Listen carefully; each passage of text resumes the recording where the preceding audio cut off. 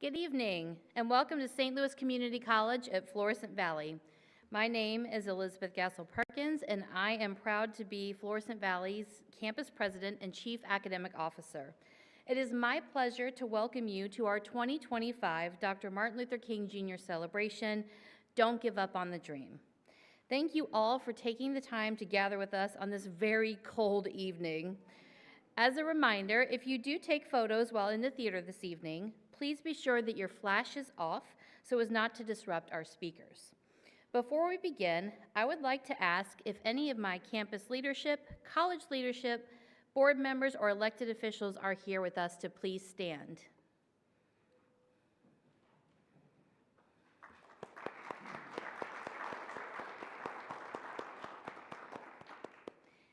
Thank you all for your presence here tonight. Tonight, we will honor Dr. King's legacy and celebrate the incredible passion and talents of students from STLCC, students from our neighboring partner school districts, and members of our community. Tonight's celebration is in partnership with North County Churches Uniting for Racial Harmony and Justice. Celebrations such as ours must not only honor Dr. King, but also shine a light on the work of service, justice, and humanity that he has helped to inspire. As mentioned, this year's theme is Don't Give Up on the Dream. Dr. King was passionate about creating change in our world, but he was also met with resistance, anger, and violence. We celebrate Dr. King's life and work because despite these challenges, and despite these seemingly unsurmountable obstacles, Dr. King continued forward. He was steadfast in his beliefs and undeterred by those who chose violence over love and compassion. To this day, his words are an encouragement to us that a peaceful, just, and inclusive world can only happen if it becomes everyone's mission to create one. But his life is also a reminder that the road to creating this world is a long and difficult one. Despite this, we must continue forward and must never give up on fulfilling Dr. King's dream. Tonight, you will hear different speakers share what this message means to them and how Dr. King's tireless efforts to inspire all of us to work together continue to have an impact on all of us today. I believe after we hear these passionate speeches, we'll all feel empowered and inspired to continue Dr. King's work.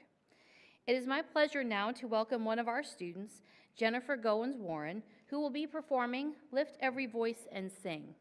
Jennifer is a student in our Child and Family Development program. The lyrics can be found on the additional printout presented at the door.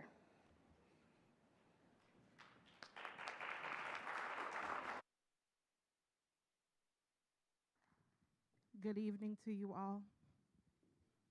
I'll be singing the intro part of the song, and if you know it, you can sing with me too tonight.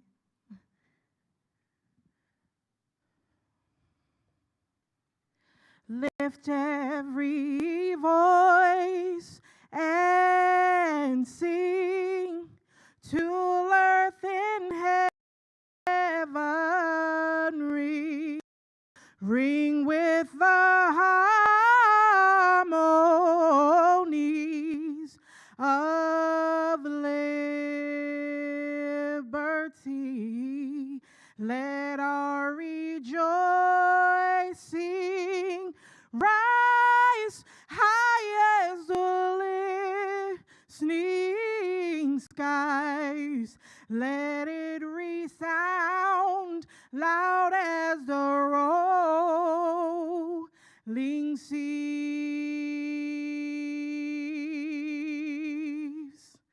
Sing a song full of the faith that the dark past has brought us. Oh, sing a song full of the hope that the present has brought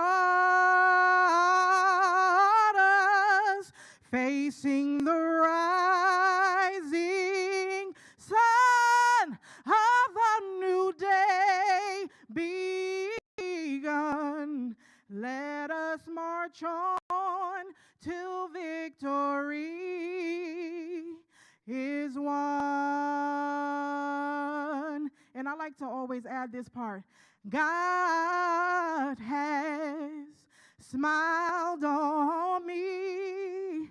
He has has set me free. Oh, God has smiled on me. He's been good to me, and you too.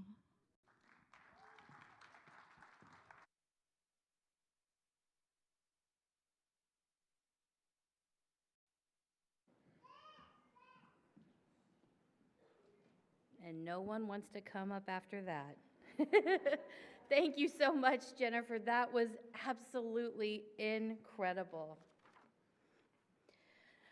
Tonight marks my 9th Dr. King celebration with the college, and each year I continue to be impressed by the remarkable talents of our students like Jennifer and those in our community who share their stories with us tonight. I also continue to be humbled by the wonderful work done in our community by our leaders, nonprofits, businesses, and impactful individuals, and that is part of what we are to celebrate tonight. As Dr. King famously said, everyone can be great because anybody can serve. Yet we know that some people have a spirit that calls them to do extraordinary service, and they do so not for recognition or for awards, but because they wish to make their communities better.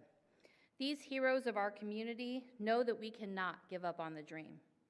At Florissant Valley, we are grateful and fortunate to have so many wonderful partners who answer the call to serve our students and our community. And tonight, it is our pleasure to honor one of them with our Dr. Rance Thomas Excellence in Community Partnership Award. Dr. Thomas is the namesake for this award because of his never-ending partnership with and advocacy for St. Louis Community College and the community. His work extended to supporting events at chambers, hospitals, churches, schools, and community groups. He was easily one of the most active members of North County and worked tirelessly to make the community a better place for all. In the spirit of Dr. King, Dr. Thomas specifically worked toward facilitating unity, racial justice, and harmony across St. Louis and beyond. Beyond all of these things, Dr. Thomas was easily one of the kindest and most genuine people I have ever met. He was a dear friend to me and to so many. He was a cornerstone of this event every single year, and the pride he felt for our NCCU winners each year filled our theater. The Dr. Rance Thomas Excellence in Community Partnership Award is the highest honor provided by the Florissant Valley campus to an external partner. The award itself is meant to symbolize the ways in which our college and tonight's recipient worked together by connecting two distinct pieces into one beautiful sculpture. This is our 8th year of presenting this award with our other previous recipients, St. Louis County Justice Services, Ferguson-Florissant School District, Rittner School District, Normandy Schools Collaborative, Christian Hospital, and Emerson Electric being just as deserving as Dr. Thomas. Fortunately for us, it was just as easy to select our 2025 recipient, Navigate Building Solutions. Here to tell us a little bit more about Navigate's incredible commitment to St. Louis Community College, the Florissant Valley campus, and the North County community is Dr. Jeff Pittman, Chancellor of St. Louis Community College. Please join me in welcoming him.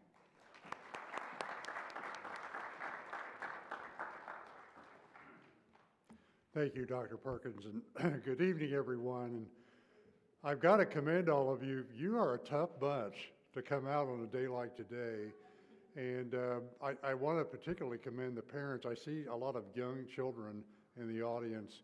This is an important event, and we really appreciate you taking that extra effort and time to get them here, even during this bad weather.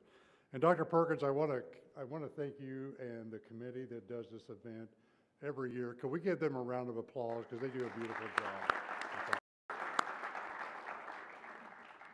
Well, thanks again for having me here this evening, and it's my pleasure to share why Navigate was selected for this honor. Well, if you drove onto the campus, you might have noticed things are looking a little different around here, and we've got a lot of construction going on, and the first thing you'll see when you drive in is our new Center for Nursing and Health Sciences. And that building actually opened today. It's one of 6 new construction projects that are going on across the district. There are 2 of them here. But this is, you know, our thanks to the taxpayers of St. Louis City, County, particularly up here in North County, that supported the passage of an additional tax levy in 2021.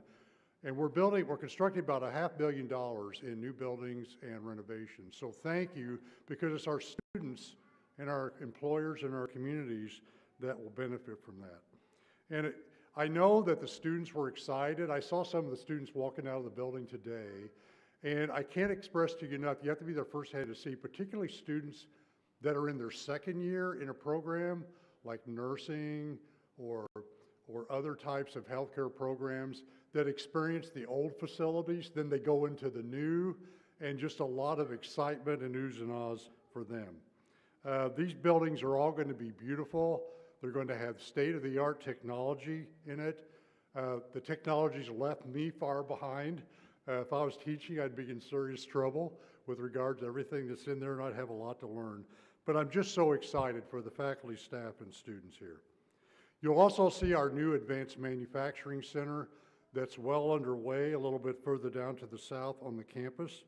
And you might see a big net that's up. We're not opening a golf galaxy. That's our drone net, as we're offering programming classes in geospatial technology. So drone technology is an important part of that. Well, now on to Navigate.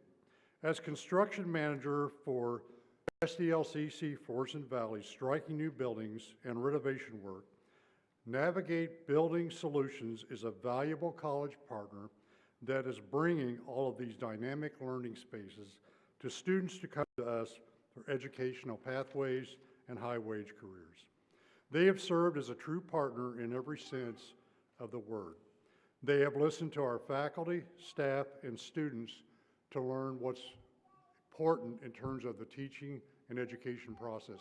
That takes a lot of time. That's a lot of meetings.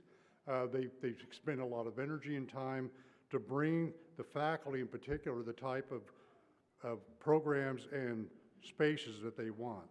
They advocate for the college, and they have helped us make our dream of transforming this campus a reality. And when this is all done, it's going to look like an entirely new place between the new construction, all the renovation that's going to happen in some of these older buildings. Beyond doing a wonderful job for our campus, they have worked very hard to get involved not only with Flow Valley, but also with the North County community. Their staff have used their connections and have volunteered themselves to help us recruit industry professionals for several of our campus events. These events have served both our students and our partner high school and middle school students to connect them to construction and architecture industries.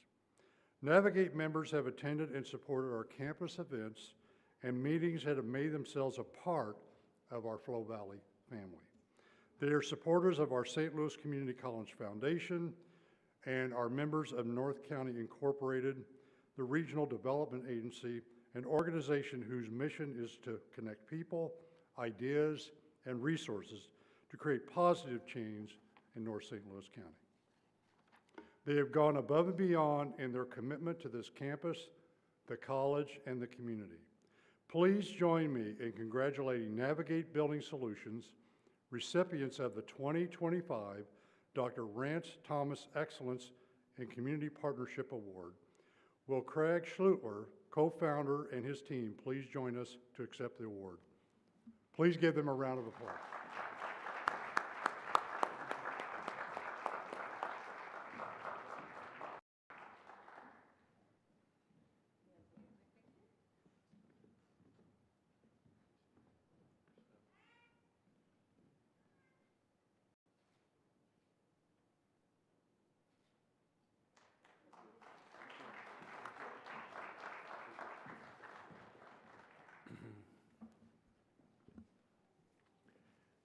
Good evening, everyone, and thank you for this incredible recognition. I'm Craig Schluter, co-founder at Navigate Building Solutions, and it's truly an honor to accept the 2025 Dr. Rance Thomas Excellence in Community Partnership Award on behalf of the entire Navigate team. This award holds special significance as it not only recognizes our work, but also reflects the shared values and vision we hold with St. Louis Community College and the whole North County community. At Navigate, serving as a construction manager for the Advanced Manufacturing Center and the Nursing and Health Sciences Center has been a privilege. These projects represent more than just building structures. They embody a shared vision to create spaces that empower students and transform communities. These facilities are designed to be much more than classrooms. They will serve as springboards for innovation, career growth, and economic mobility, providing students with the tools and environments they need to thrive in high-demanding fields. Research shows that the environments in which students learn can have profound impacts on their outcome. For example, studies by the Center for Green Schools indicate that modern, well-designed facilities improve student performance.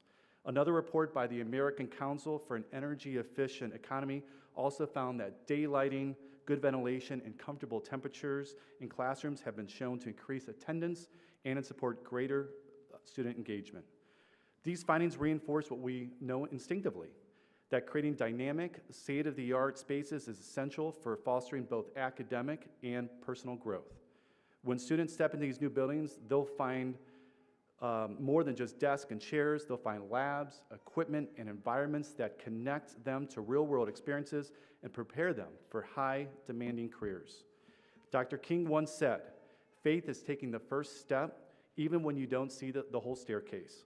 Today, we are building that staircase together, one step at a time, to ensure the students and our community have access to the tools they need to thrive, not just for today, but for generations to come. We are grateful to St. Louis Community College's leadership for their trust in Navigate, and humbled to contribute to the college's incredible mission of transforming lives and enriching the region. We also recognize and celebrate the students, faculty, and staff who will bring these spaces to life and bring them purpose. Lastly, I want to dedicate this award to the memory of Dr. Rance Thomas, whose unwavering commitment to justice, harmony, and equity continues to inspire all of us. His legacy reminds us that building strong communities is both a responsibility and an honor. As we reflect on Dr. King's dream and our shared commitment to equity and opportunity, I leave you with this thought: if you can dream it, you can do it. Together, let's continue to dream boldly, build courageously, and create a brighter future for all of us. Thank you.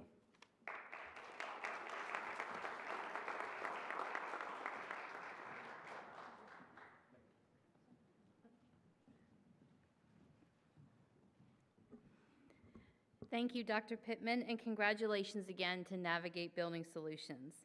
Before we move to the next phase of our program, I would like to turn your attention to the back of your program that you got when you came in this evening. Each year, our campus highlights our exceptional students through our Dr. King Celebration. Typically, we do so via orations provided by our students. This year, we wanted to highlight our students' artistic abilities. Two of our celebration committee faculty members, photography program coordinator Christine Giancola and graphic communications program coordinator Susan Stewart, if you would please stand so we can recognize you, and thank you. Yay!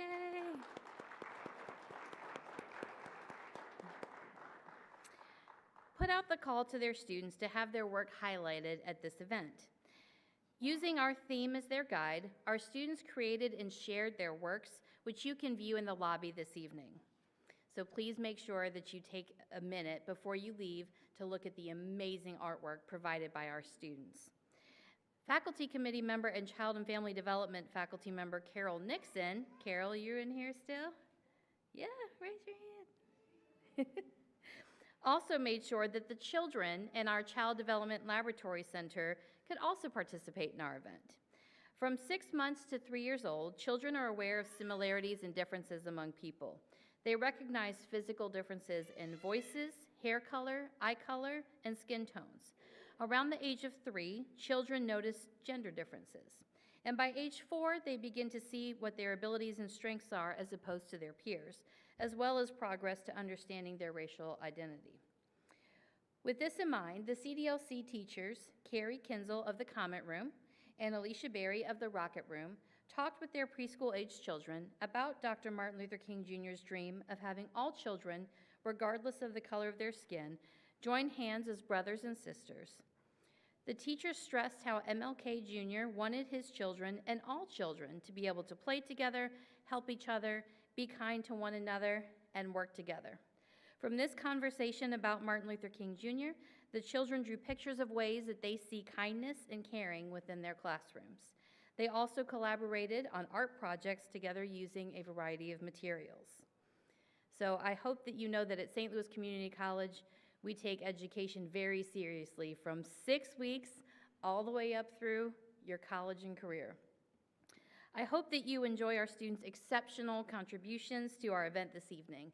Can we please offer these artists and our faculty a round of applause?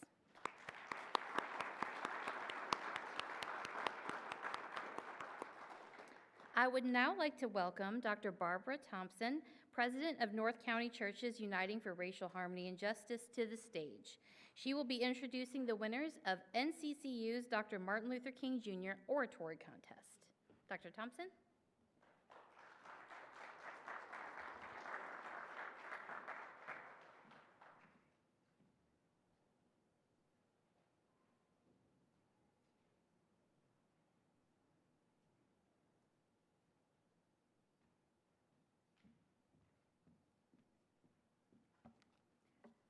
Thank you, Dr. Perkins. I don't know where she went. There she is. Thank you. It's always a pleasure to be here.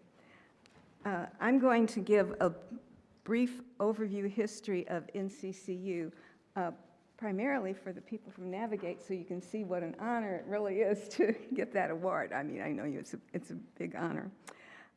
North County Churches Uniting for Racial Harmony and Justice was organized in 1998 when leaders from 19 churches of various denominations and the late mayor of Florissant, James Egan, came to meet with Dr. Thomas and the former pastor of John Knox Presbyterian Church at John Knox Presbyterian Church. The churches were all there because they were losing members. And Dr. Krummenmacher and Dr. Thomas, who was a revered elder of John Knox Presbyterian Church, led the meetings. John Knox Presbyterian Church was losing members because a number of longtime residents were fleeing to St. Charles and beyond due to the large influx of individuals moving into the county from the city. They left due to the fear and anxiety about the future of North County. That situation led Dr. Thomas and Dr. Krummenmacher and the mayor and all the 19 churches to form this organization, North County Churches Uniting for Racial Harmony and Justice, to work to bring individuals together around positive activities to promote racial understanding and social justice. They developed a covenant to bind them together as people of faith to work on this issue, and that is what we still do today. Our basic principle was, and still is, if God loves each of us unconditionally, how can we not do the same?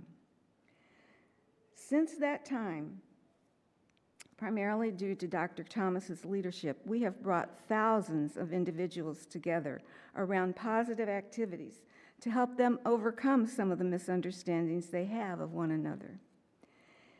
I came on the scene about 2006 when I so-called retired, but Dr. Thomas had other plans for me than retirement. Since that time, we've brought these individuals together through community forums, workshops, conferences, prayer services, co-sponsoring a number of other activities, including health screenings and health fairs, furnishing students with backpacks and school supplies by working with People's Health Center. So they kind of did the health fairs and the back-to-school rallies before they became popular. And during the last 2 years of their health screenings and the health fair programs, there were over 2,000 people who participated. So by working with People's Health Center and other organizations and agencies, including the state, county, local officials, University of Missouri at St. Louis Community College at Florissant Valley, area hospitals, People's Health Center, St. Louis County Health Department, school districts, police departments, mayors, and others. So Dr. Thomas was a master at community engagement and bringing people together, and that's why it's such an honor to get the award with his name on it. I want to tell just a few things that we've done. First of all, getting NCCU organized was a big feat, and we still have about 25 churches, more or less, depending on the day, in NCCU. We now have 5 churches in Ferguson, and in December of 2019, Shalom Church in Florissant joined our organization. That's the largest church in the Florissant area. We've had over 30 churches sign the covenant, but a few have closed, and increasingly, they've been merging with other churches, which is still a good thing.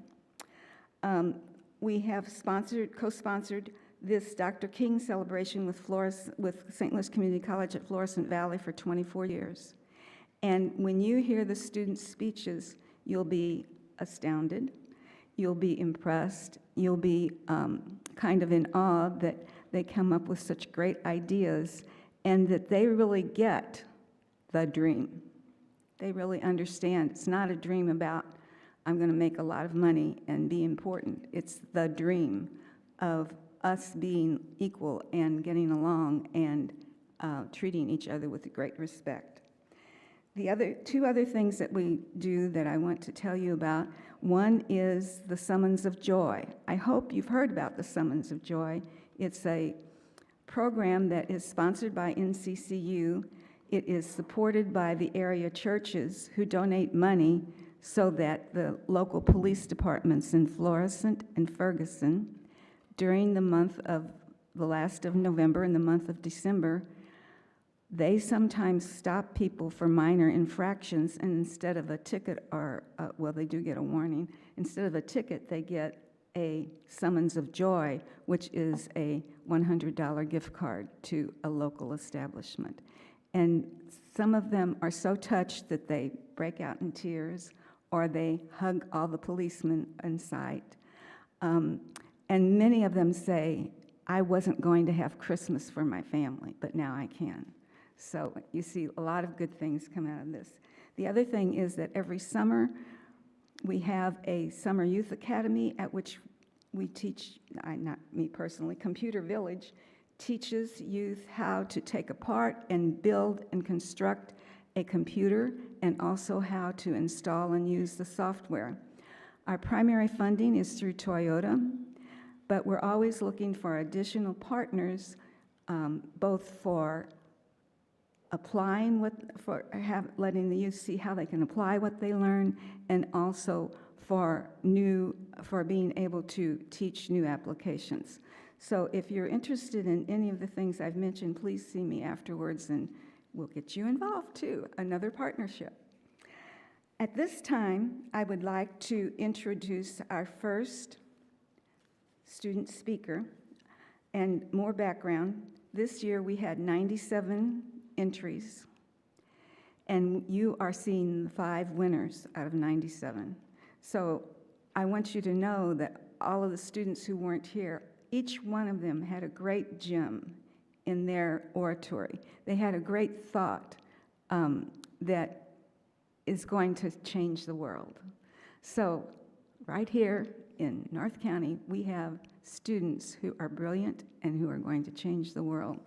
I first would like to introduce Kenneth Brown. Kenneth, would you come up, please?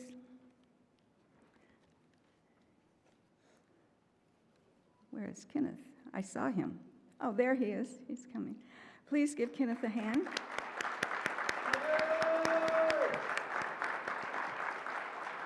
Congratulations. I want to tell you a little bit about Kenneth. Kenneth is in 7th grade at Hazelwood North Middle School. And besides being a brilliant writer and orator, he is also a basketball player, right? So you're going to do great.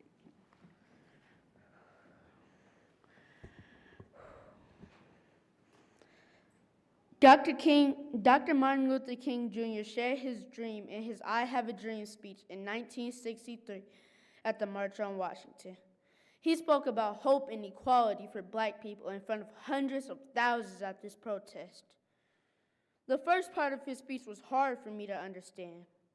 I had to find the meanings of insufficient funds and promissory notes, and even research how banks work. After that, I understood.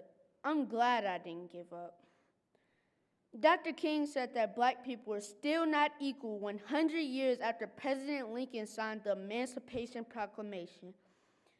He said that black people were given a bad check from the Bank of Justice because the funds were insufficient.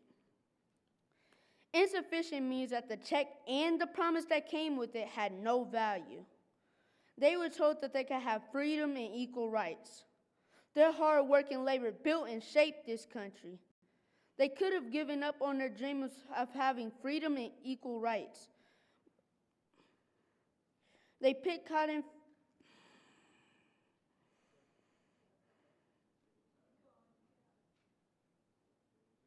They created great things but got little to no recognition. They could have given up on their dream of having freedom and equality, but they kept pushing and showed up to the protest. When you don't give up, you will eventually succeed in some way. I thought about that bad check that black people were given, and I wondered, if a black person received that same check in 2025, would it still be insufficient? My answer was no, because black people are free and we have equal rights. We go to the same schools, drink from the same water fountains, vote, and can even become president. My mom heard my answer, and then she asked me if I felt that Dr. King's dream was only for black people.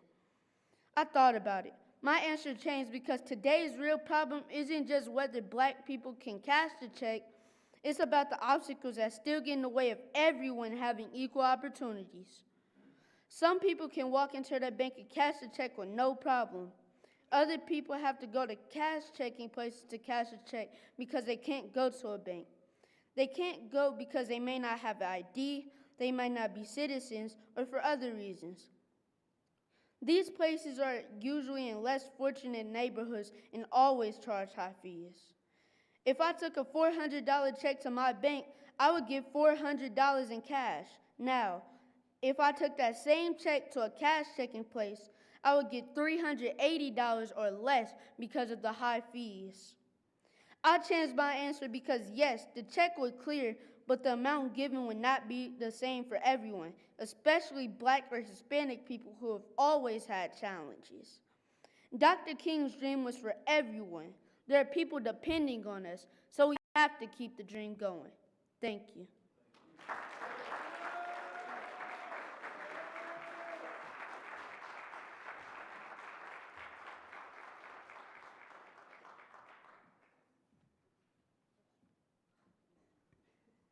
Great job, Kenneth. Our second orator is Daniela Lagos. She is in 10th grade at McClure High School in the Ferguson-Florissant School District, and she brought with her her one-year-old sister, Tracy. And so Tracy's the youngest student here tonight, I think. But she'll probably end up here for real, right, Danny? Hi, everybody. I'm inspired by the words of Dr. Martin Luther King Jr., whose dream for justice and equality rings throughout history. We must acknowledge a hard truth. Though much has changed, much remains the same. Dr. King once said, "The life of the Negro is still sadly crippled by the manacles of segregation and the chains of discrimination. These chains have not been broken. Communities of color are still crippled by public lynchings and disparities associated with the wealth gap. Though the system that promotes these disparities looks different, their impact on families of color still remains." One event that rocked the world happened in Ferguson, Missouri on August 9, 2014, when 18-year-old Michael Brown was killed. Michael was shot by a police officer after an altercation, and shockingly, his lifeless body was left in the sun for hours. This killing resembles public lynchings and murders of black males who were considered a threat during the time of Dr. King. These killings also reflect the bias and fear that is linked to black bodies. We must challenge these fears by educating students on systemic disparities, promoting love over fear and hope over hate. In schools, segregation persists not by law but by circumstance. Many children of color attend underfunded schools in struggling neighborhoods, denying them opportunities afforded to more affluent neighborhoods. The wealth gap still divides, with systemic barriers preventing black families from building generational wealth. In our justice system, racial bias results in Black Americans being wrongfully stopped, arrested, and even sentenced. These realities remind us that Dr. King's dream is still out of reach. Yet King's speech was a declaration that humanity in a just society can exist with love, peace, faith, and unity. He believed even in despair we could embrace the hope for a brighter future. He believed that when we unite, we will overcome obstacles. We must have that same faith today. Faith that progress is possible, that our voices matter, and we can create a society where people are treated with dignity and respect. Faith alone is not enough. It must be connected with action. Dr. King called us to action, to work together, to struggle together, and climb the mountain of freedom together. A unity across races, religions, and backgrounds is the key to breaking the remaining chains. Dr. King believed that with this faith, we'll be able to transform the jungling discords of our nation into a beautiful symphony of brotherhood. That symphony is still waiting to be composed. We have to pick up an instrument and play our part. So let us not only dream again, but let us also act. Let us march forward with the conviction that justice will prevail, that love will conquer hate, and that unity will shatter division. When we work together, we stand as one people united. We will finally see the day where Dr. King's dream is not just a vision, but a living reality. Thank you.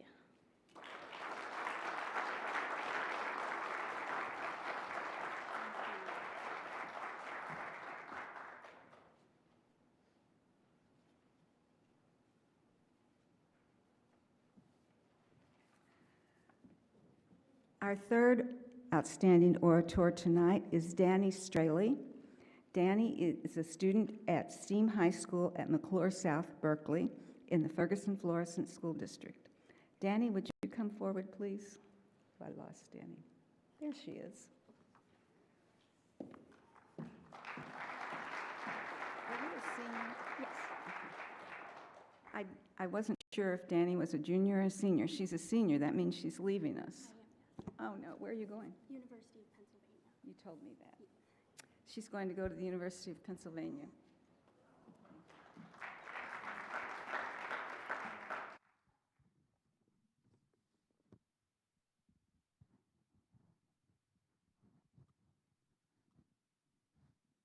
Good evening. Hello. You can do it. Don't give up. Familiar cliches, right? Familiar cliches, right? Often,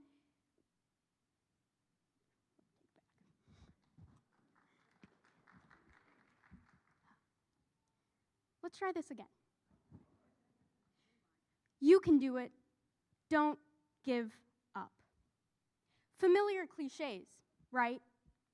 When we feel we can no longer move forward, the support we seek out is often met with adjacent statements of motivation.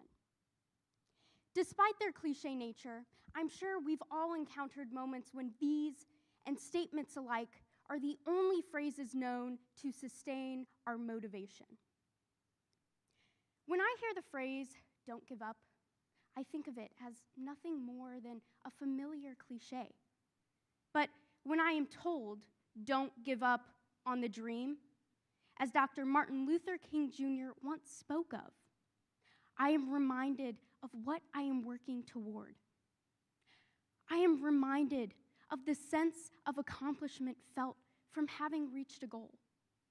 But I am also reminded of the dissatisfaction that follows from what more I have left to achieve. Dr. King's "I Have a Dream" speech, he asks, "When will you be satisfied?" He replies, "We are not satisfied. We will not be satisfied until justice rolls down like waters and righteousness like a mighty stream." Dr. King emphasizes the importance of motion to keep moving forward. He asks, "When will we be satisfied?" Because while it is satisfaction that we seek from our achievement, it is in fact dissatisfaction that propels us forward. But what do you do when you can't keep moving forward?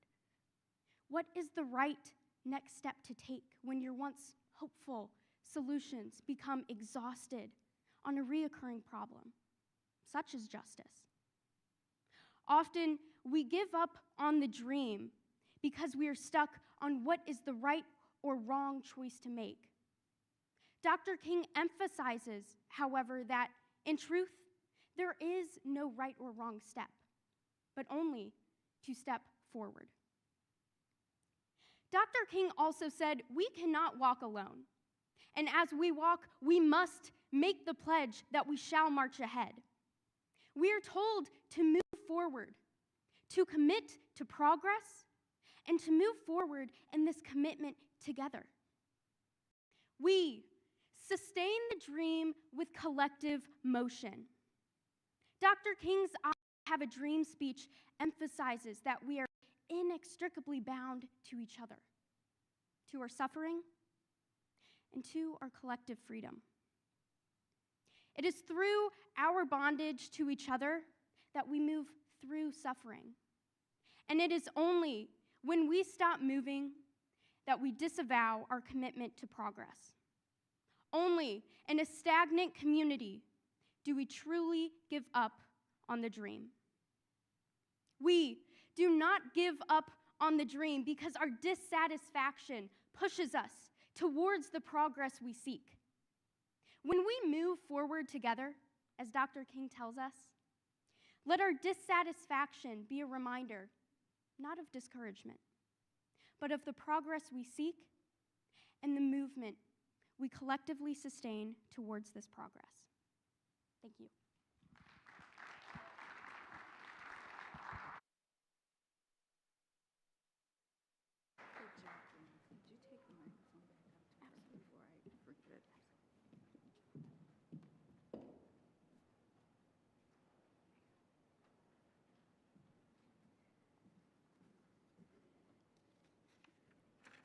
Now, in the interest of equal opportunity, our last two winners are adults, just to prove that we didn't discriminate.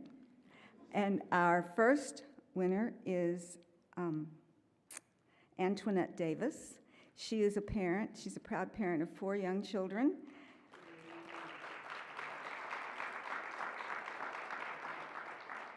And one of her children is in the Michelle Obama Early Childhood Academic Center in Riverview Gardens School District. She's a Riverview Gardens parent, so we're delighted to have her here tonight. Good evening. Don't give up on the dream. In 1963, Dr. Martin Luther King Jr. had a dream that his 4 little children would one day live in a nation where they would not be judged by the color of their skin, but by the content of their character. And 60 years later, I have the same dream. I too have a dream that one day my 4 children will live in a nation where they will not be judged solely off of their brown skin. While we now experience some of the rights that Dr. King once fought for, we have not fully fulfilled that dream, but we cannot give up now. In 2023, in Montgomery, Alabama, our people stood together to show that while we are not our ancestors, we still carry on the fight, the dream and the fight, literally and figuratively. And while I don't think it was quite the dream that Dr. Martin Luther King Jr. had about Alabama, perhaps our unity is moving in the right direction. Still, we cannot give up on the dream now. In 2014, when the police gunned down one of our own in the streets of Ferguson, our people joined forces and stood together, hand in hand, arm in arm. We protested, prayed, marched, and fought in the streets of Ferguson and eventually all over the nation. Our people and communities all over the world show that we still carry on the dream and the fight. While others were advocating for freedom by any means necessary, Dr. Martin Luther King Jr. used the power of words and acts of nonviolence resistance to achieve seemingly impossible goals. There is power in the words that we speak and in the nonviolent fight. We have the power to change a nation through our actions, words, nonviolent protests, and through dreaming. There is power in believing and in inspiring our younger generations because it is they that will carry on our dreams and our fights. We cannot give up on the dream. Our people are on the ground, on the front lines, continuing the dream of Dr. King. We celebrate Dr. King's birthday as a National Day of Service by volunteering in our communities. In our city, we have countless events as well as entrepreneurs and St. Louis native celebrities that give back to our communities. We have mentorship programs such as my own, A Safe Space, that are dedicated to the empowerment and growth of young girls of color through education, mental health, financial literacy, and self-care, inspired by my own 4 daughters. Our people are working tirelessly, but we have not fulfilled the dream yet. We cannot give up now. In a 13-year span, Dr. King laid a foundation of how to truly make America great, but now we have work to do. Dr. King committed his life's work to fight for equalities and rights for people of color that we must continue to fight for today. I, too, will commit my work to building on that foundation because this is the world that my children are growing up in. One day, they too, along with the future generations, will build on that same foundation. That is the only way to carry out the dreams of Dr. King. While we are blessed to experience some of the rights and policies that Dr. King fought for, the fight is not over, and we cannot give up on the dream now. We must stand up, march, protest, hold hands, lock arms, educate, empower, pray, and thank God for another generation that will continue the dream. But it starts with us. We cannot expect future generations to fight the good fight if we are not willing to do so first. I am here to say that I will not give up on the dream, no matter how long and how much it takes. And I have hope that you won't give up on that dream either. Thank you.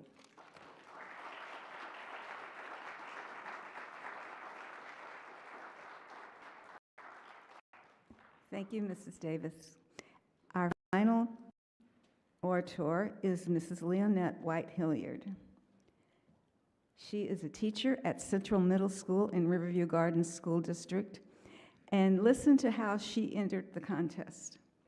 She was telling her students they should enter the contest, and she said, well, I'll enter it with you. And here she is.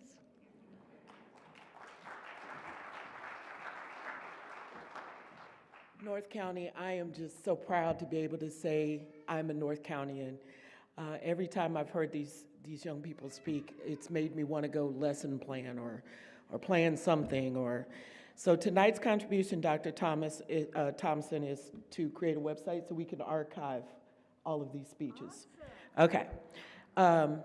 And thank you for all your hard work, putting all these wheels together. And having said that, yes, I am a world history teacher with a minor in English, and I always do the assignments my kids do. And I did it, and they saw it, and they were like, you didn't put your name on it. So I did, and here I am. Just want to say one more thing to the Hazelwood and to the Ferguson Florissant kids. You dominated this year, but Riverview is coming back.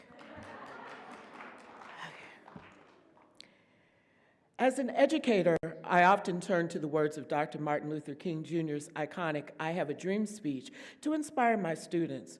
His powerful message of hope and equality resonates deeply, urging us to dream of a world where justice and freedom prevail. However, as I delve into the speech's profound message, I'm forced to confront a sobering reality. Despite significant strides, the dream of equality remains elusive. Systematic racism and inequality continue to cast long shadows over our society, hindering the realization of the American dream for far too many. Indeed, we must not give up on the dream of a society where racial, gender, and economic inequality no longer exist. As a woman and a person of color, I'm deeply concerned about the recent political climate, a climate that has attacked the rights of women, marginalized communities, and threatened democratic norms. We must stand together to protect our hard-won rights and freedoms.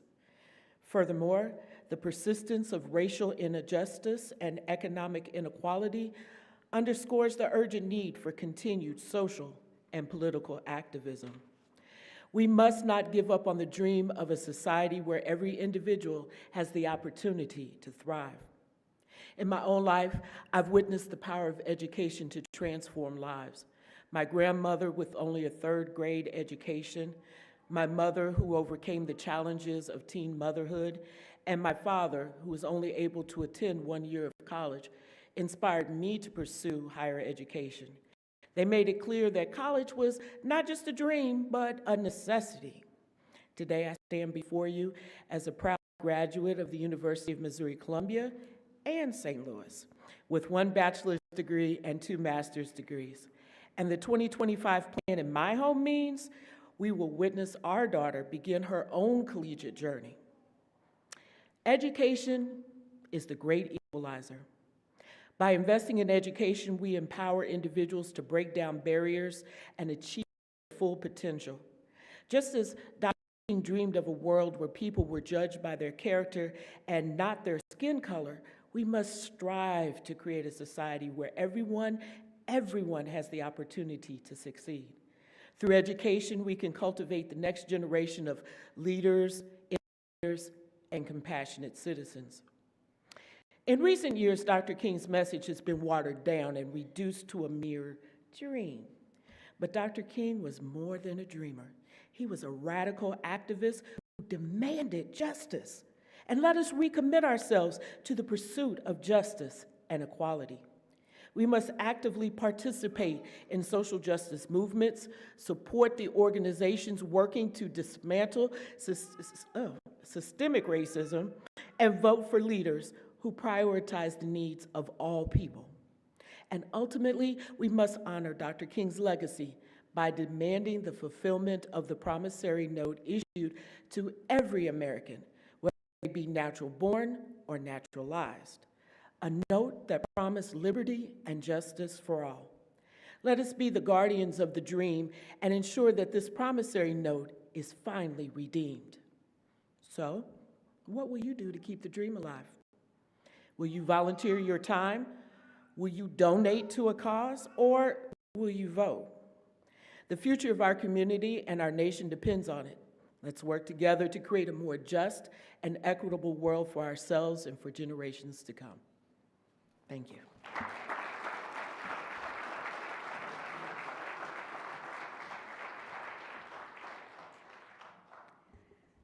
Okay.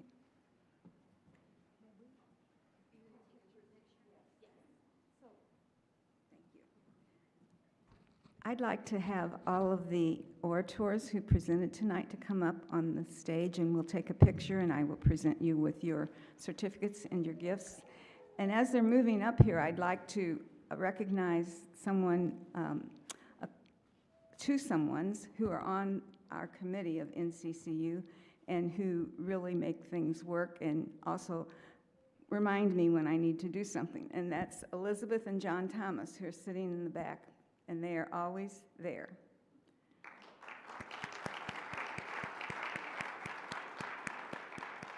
So would the orators please come up? Because I'll keep talking. One thing, I hope you noticed the bookends of the promissory note in Kenneth's speech and the promissory note in Ms. White-Hilliard's speech. Wasn't that beautiful?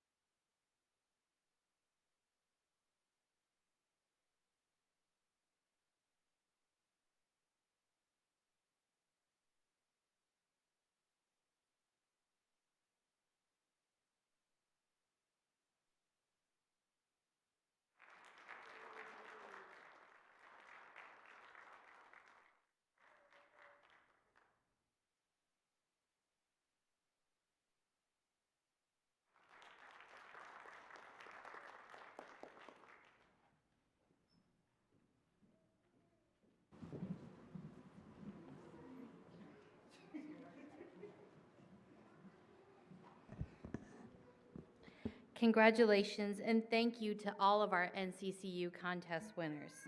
Your words, your leadership, and your example challenge all of us to continue to do better. I am now honored to introduce you to our keynote speaker, Dr. DeAndre Braddix, STLCC Chief Engagement Officer. Dr. Braddix is responsible for advancing STLCC's mission, vision, and values through strategic engagement within the college and broader community. He has more than 18 years of leadership experience in higher education, but he's only 27. Prior to joining STLCC in July 2022, there you go, you needed to laugh a little bit. He served as Associate Vice Provost and Dean of Students, Senior Equity Officer, and Clinical Assistant Professor of Education at the University of Missouri St. Louis. Dr. Braddix is also the chair of the Board of Directors for Citizens for Modern Transit, a nonprofit advocacy organization that helps ensure the St. Louis region has access to a safe, convenient, and affordable public transportation system.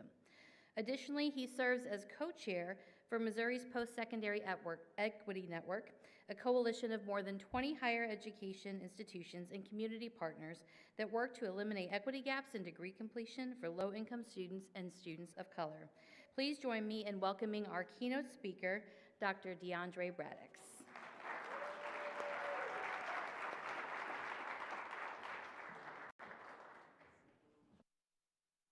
Good evening.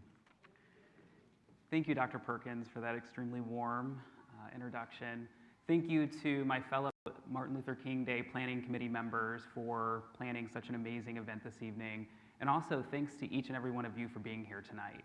Legacy isn't something that occurs just because a holiday is named after you and we get a day off work or school, but honoring a legacy actually requires action. And so by being here tonight, you are taking active steps to honor Dr. King's legacy, and I really do appreciate that. To say that times are challenging right now, especially as it relates to civil rights, would be an understatement. In the last couple years, we've seen reproductive rights rolled back. We've also seen the Supreme Court rule that affirmative action in college admissions is no longer constitutional. And I just want to be clear that when it comes to affirmative action in college admissions, all institutions were doing was considering race as a factor in the admissions process, not the exclusive only factor. But we saw that rolled back. Particularly in this last year, we heard the term DEI hire, which is a new term that was coined to basically invalidate the successes of any person of color just by ascribing that their success must have come as the result of preferential treatment due to the fact that they were a person of color. We also learned about this new concept called a black job. Still don't have the definition of what a black job is, but we were told that undocumented migrants were taking those unnamed black jobs, if you will. Now we know that there are, sorry. I did. Okay, well, we'll figure that out. There we go. We now know that there are raids that are forthcoming that are creating a lot of fear within the immigrant community, if you will. And so these are challenging times, to say the least. And so if you're like me, you're probably tired. Like, how do we keep realizing this dream of Dr. King's when it feels like there's so much adversity and we're actually going backwards in some ways? And so I just want to say to you tonight, if you're tired, you're not alone. I'm not only with you in being tired, but also Dr. King many times lamented how he was tired. And think about that, a black man in the 1960s South leading this huge coalition, fighting for basic human rights for people that look like him and any other person that was marginalized. And if he could continue to fight the fight, even as tired as he was, I think the rest of us can do the same as well. And so you've heard parts of this quote tonight, but I want to go ahead and read it. So in Dr. King's own words, if you can't fly, then run. If you can't run, then walk. If you can't walk, then crawl. But whatever you do, you have to keep moving forward. And so as we think about moving forward, I think it's important that we acknowledge the fact that we have actually made progress in this country. I was watching this political show back in the fall. It was around the election time, and there was someone that had stated that they don't think that there had been any real progress in the United States since Dr. King's passing. And I thought, wow, I don't know that I agree with that. And then as you actually look at all the successes that have actually been achieved, and both things can be true. Progress has been made, but there is still so much progress to yet be realized. And so don't give up on the dream. We have to keep fighting for that future that we know is possible. After Dr. King was successful in the landmark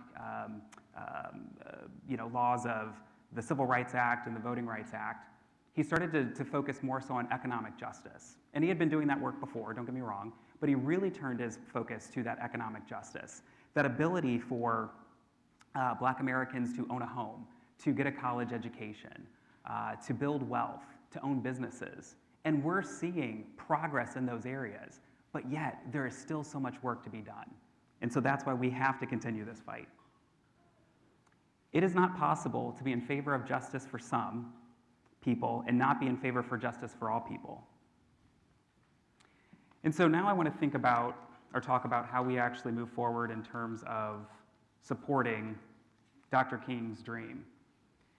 And so we have to build a coalition of like-minded people that believe that every single human being has an inherent right to dignity, to opportunity, and self-determination.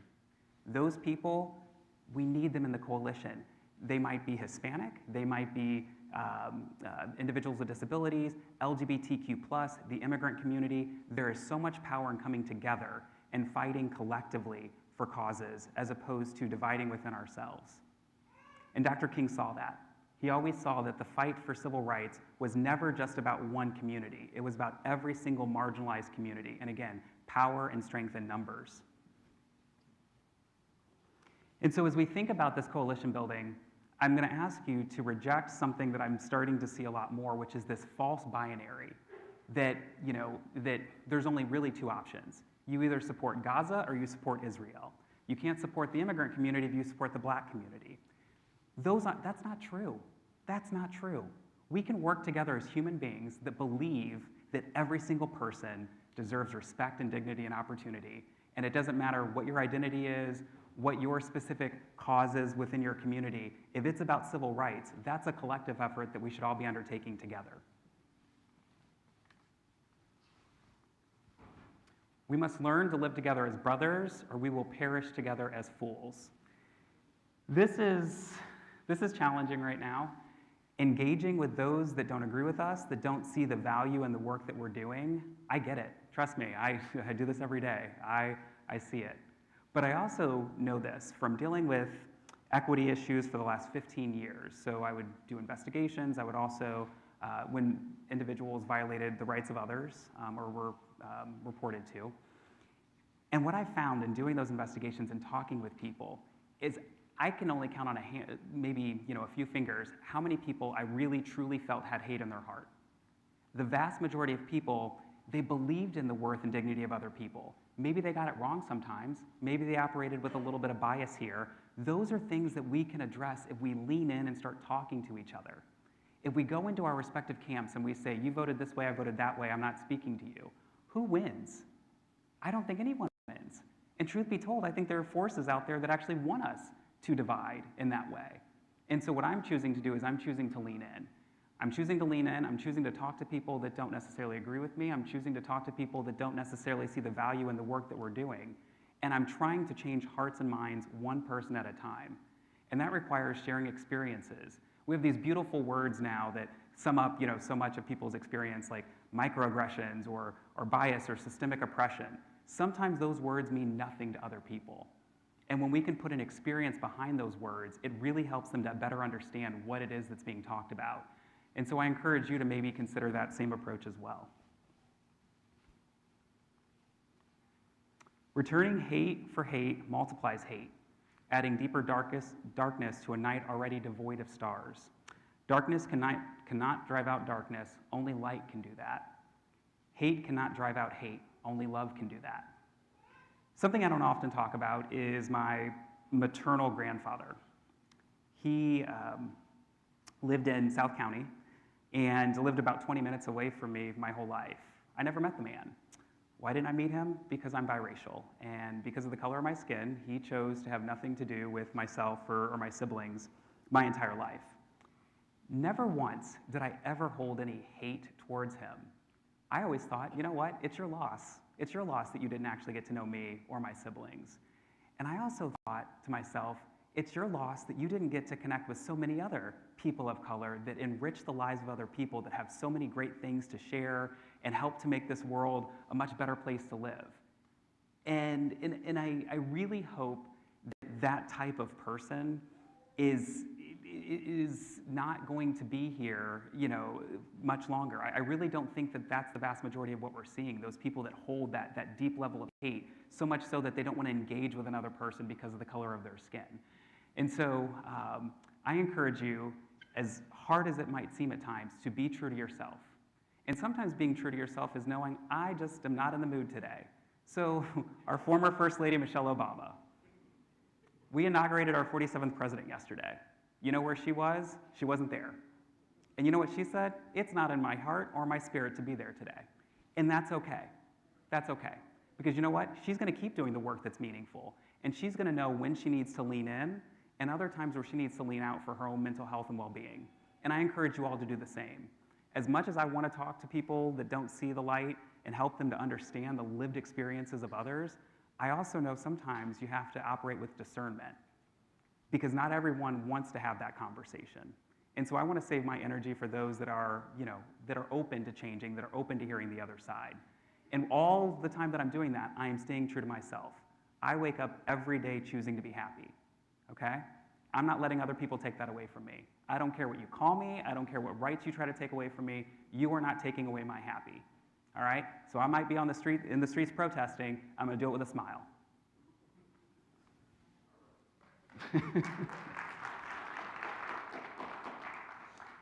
Because it's been a long day for many of us, and I can get on a soapbox and I can stand on that soapbox for a very long time preaching at you, and I don't want to do that. I want to now move towards just kind of taking a moment to reflect on the life of Dr. Martin Luther King. He died at the age of 39.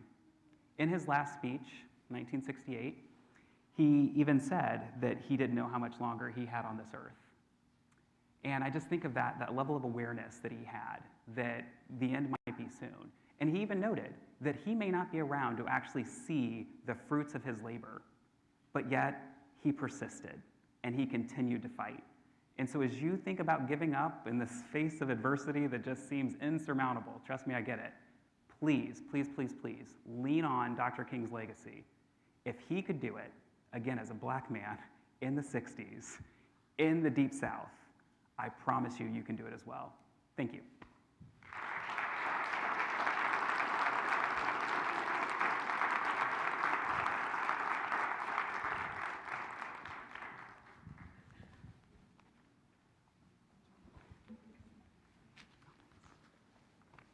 All right. Thank you very much for your inspiring words, Dr. Braddix. Thank you for your commitment to our local community and our college. We appreciate you. Good evening, everyone. I am Harold Wallace III. I served as a member of the MLK Celebration Planning Committee, and I would like to take this time to celebrate or to thank that celebration committee. So if you are able, please stand. Past Chair Aaron Mignon, Bryant T. Williams, Jolene Cole, Christine Giancola, Karen Wade, Elizabeth Perkins, Carol Nixon, Annie Wagner, Shantana Stewart, DeAndre Braddix, and Susan Stewart. And thank you also to Aaron Linder for his work in creating a live stream and video for this event. Please give them all a hand. Thank you. I wanted to take this time to highlight a few awesome events that we have going on district-wide. We have here Motown Tribute and Soul Food Luncheon for our students, faculty, and staff on campus on February 4th from 11 a.m. to 1 p.m. here at Flow Valley. Then also we have our Poetry Slam on Wednesday, February 12th from noon to 1 p.m. in our NPR at our Wildwood campus. African American Film Series on Thursday, February 13th from 11 a.m. to 2 p.m. here at Flow Valley. And then one of our other events, the Listening Circles, Breaking Down Biases, on Tuesday, February 25th, 1 to 2 p.m. down at Wildwood.